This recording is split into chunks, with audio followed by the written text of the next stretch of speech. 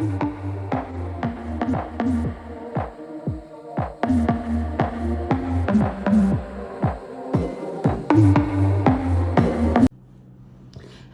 and welcome back to our series on our BDSM lifestyle. It's good to have you back again, and today we are going to be talking about permanent markings and contracts. My name is Divine Amelia. I am goddess in the relationship. This is Pig. Pig's pronouns are it and it. Always. And I am she, her. Pig has signed a contract to me. Yes. And does it want to talk about the reasoning behind why it's signed away? Some of the stuff it signed away to me. It's signed. We have a consensual, non-consent relationship, but it has also signed over its body autonomy. Yes. I can pierce it. I can tattoo it. I can scar it, and I have full control over that. Absolutely. So how does it feel about signing the contract it did? Well, considering it brought up the contract, pretty good. If it had kept its mouth shut, it wouldn't be in this position now. The contract was something that it kind of started off years ago when it would read BDSM literature and stuff, and there was always talk about slave contracts. It remembers reading an old series out of Club International called the Kalman Diaries, in which slave contracts were some of the more important parts of the relationships, and how when slaves would or individuals would sign over and become slaves to other individuals, that dynamic was even more intense. So when it actually was talking to Goddess about doing a contract, I did quite a bit of work in researching what an actual contract would look like.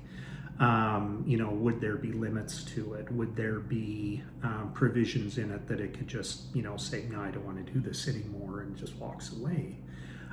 So we went into quite a few different ones, and we started picking and choosing what worked best out of all of them. So we kind of, absconded with the best of the best out of all of these, and created a multi-page contract, which, as Goddess said, it does include that when it's signed in blood, it did sign over itself completely to her for whatever use she would like. So can I just interject? When it says it signed it in blood, Yes. that was blood that followed quite a severe CBT session. Absolutely. So it was its own blood. It was its own blood. And no, it didn't come from the fingertips. Yeah. But the actual when the contract was signed, I mean, that was a focal point in it becoming goddesses.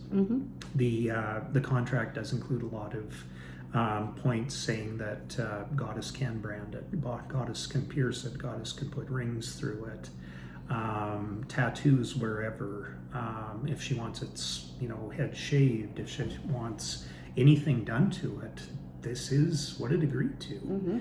And that's an important part of our relationship, is that for that dynamic to be as strong, we have it written down. One thing that should be mentioned too, though, is that even though this is a no limits slave contract, we do have the understanding that if there is something that goes catastrophically wrong, Goddess just doesn't leave it hanging up there and wanders away going, well, it's just whatever. No, there is a certain amount of care that goes into that. I think, though, the word that comes up when we talk about this is it can trust that if there is a crisis, Absolutely. it will stop. Yep. And we touched on it that we have a consensual non-consent, but it can still code red. It can still Whether Goddess listens to that exactly, or not. exactly. But I mean, we've done scenes where it's been caned, and like very severe canings. I mean, a lot of blood, a lot of flaying of the skin and everything.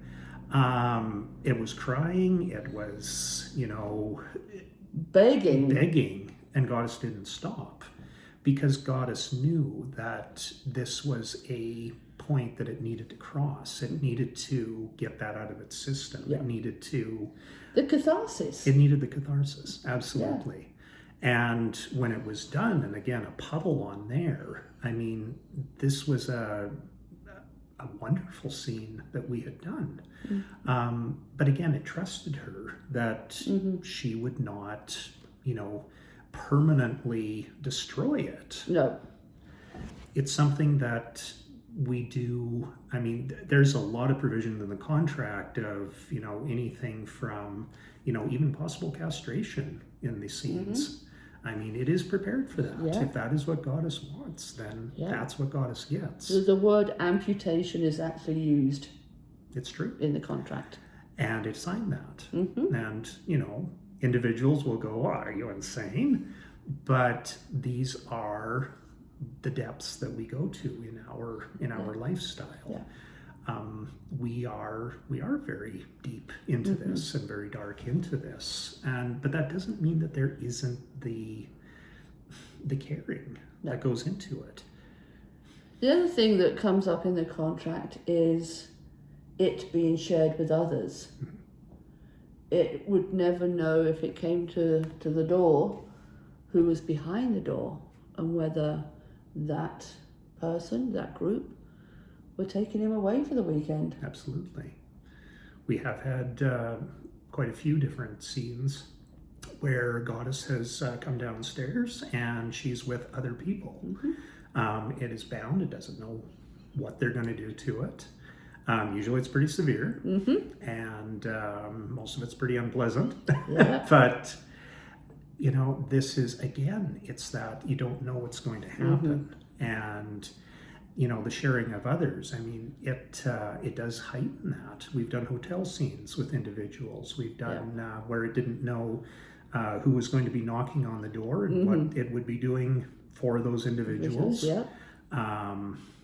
And those were amazing scenes. Yeah. So, but we're trying to think of the permanent markings.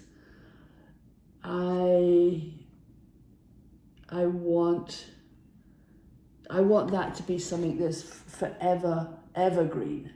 It's not, we're going to get your nipples pierced, we're going to gauge up your PA, and we're going to tattoo slave. Yeah. And once that's done, it's done. It's done. Meh, we're done. So everything that's on the contract is evergreen. Absolutely. It could get to the stage where it's physically incapacitated, and half of the stuff that's on the contract can't be fulfilled. Yeah. But we can add more to it. Absolutely. That fits the way we're living at that time. Yeah, absolutely. I mean, Goddess has purchased a large pig brand, which will be used eventually. Yes. We have talked about permanent tattoos all over its body, identifying Goddess as owner. We have talked about several piercings, like several pounds of piercings, which will be put in and hanging heavily off certain areas. Mm-hmm. But again, this is something that accentuates the relationship. And we've talked in a previous video about, the masochist giving the gift of pain to the Goddess. This is, again, a permanent reminder to the Goddess that it is her property. Yeah. It is permanently in chastity. Yes. It is plugged regularly every day. Yes. It does not come. No. It does not touch itself. No. Every part of its body belongs to me. Absolutely. Yeah. And it even comes down to hard sports. Yes. When we're together, I determine what it eats. Yeah. Does it eat food? Does it eat food I've rejected? Does it eat food that's passed through my body? Does it eat dog food? That comes down to my decision. Absolutely. Yeah. And it consumes it without even question, Yeah. because this is Goddess's will. Mm-hmm. And again, this is part of the dynamic, and this is something that we have very much agreed on, that it builds our relationship to a very high pinnacle. Mm-hmm. Yeah. It has served others as Goddess has commanded, as with hard sports. There's never been an issue with that, because it knows the Goddess is enjoying that. Oh yeah. Yeah, very much so. And it knows that it can only call me Goddess. Yes. If we're out in public. I'm lucky that its given name is very close to pig. Yes. So calling it pig in public, we can get away with. It needs to call me ma'am when we're out in public. Yes. Calling me by my given name is there's an imminent danger, or there's an imminent issue that needs full attention. Yes. Yeah.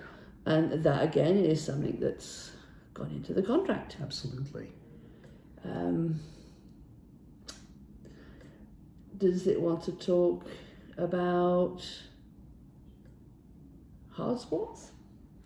Hard sports are one of those things that, for most people, it's hard, but it's also a taboo.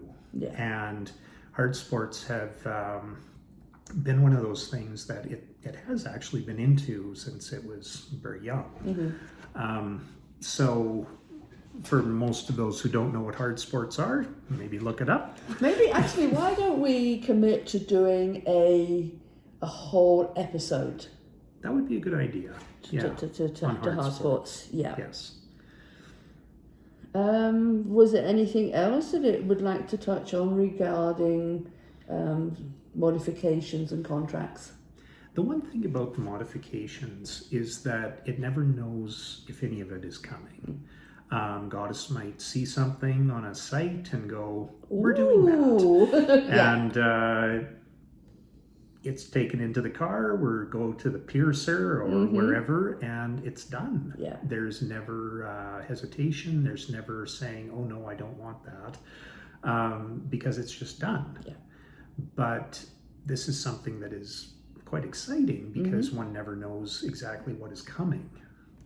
Yeah. And the fact that the body is a tapestry to Goddess is also exciting, that she can look at it when it's naked, and she just goes, this is mine. Yeah. And even just seeing this